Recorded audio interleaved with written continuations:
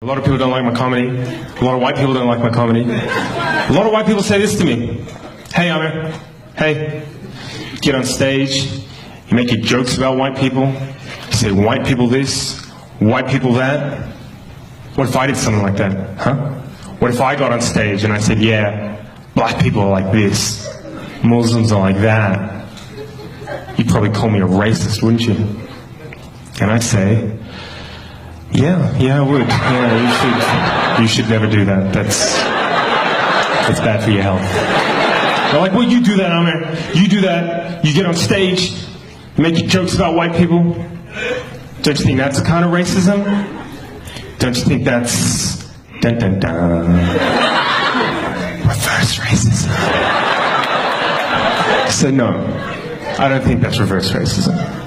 Not because I think reverse racism doesn't exist, right? If you ask some black and brown people, they'll tell you flat out there is no such thing as reverse racism. I don't agree with that. I think there is such a thing as reverse racism, and I could be a reverse racist if I wanted to. All I would need would be a time machine, right? And what I'd do is I'd get in my time machine, I'd go back in time to before Europe colonized the world, right? And I'd convince the leaders of Africa, Asia, the Middle East, Central and South America to invade and colonize Europe, right? Just occupy them, steal their land and resources, set up some kind of, like, I don't know, trans-Asian slave trade where we exported white people to work on giant rice plantations in China.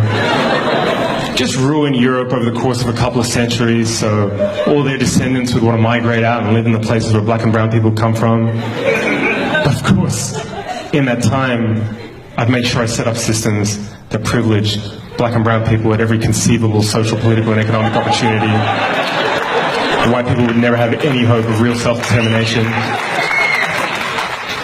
Just every couple of decades, make up some fake war as an excuse to go and bomb them back to the Stone Age and say it for their own good because their culture's inferior, and then, just for kicks, subject white people to colored people's standards of beauty, so they end up hating the color of their own skin, eyes, and hair. If, after hundreds and hundreds and hundreds of years of that, I got on stage at a comedy show and said, hey, what's the deal with white people? Why can't they dance? That would be reverse racism.